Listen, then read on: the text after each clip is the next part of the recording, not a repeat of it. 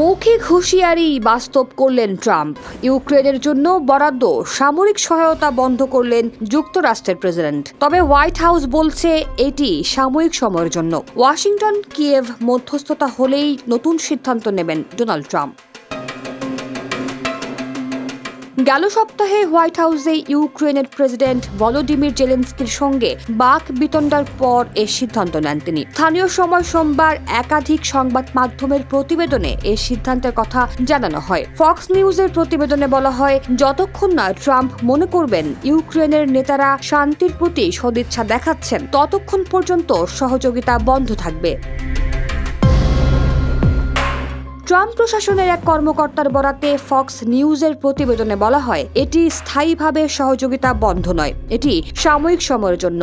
যুক্তরাষ্ট্রের যেসব সামরিক সরঞ্জাম এখন ইউক্রেনে নেই, সেগুলো এই সাময়িক সহযোগিতা বন্ধের আওতায় পড়বে। এমনকি কিয়েভে পৌঁছানোর পথে বিমান বা জাহাজে থাকা অস্ত্রও ফিরিয়ে আনা হবে ওয়াশিংটনে। ইউক্রেনে প্রবেশের অপেক্ষায় থাকা যুক্তরাষ্ট্রের বেশ কিছু সমরাস্ত্র পোল্যান্ডে রয়েছে, সেগুলো ইউক্রেনকে দেওয়া হবে না বলে জানিয়েছে হোয়াইট হাউস। সাময়িক এই অস্ত্র সহযোগিতা বন্ধ রাখার সিদ্ধান্ত অবিলম্বে কার্যকর করতে প্রতিরক্ষা মন্ত্রী পিট হেগসেথকে নির্দেশ দিয়েছেন প্রেসিডেন্ট ট্রাম্প।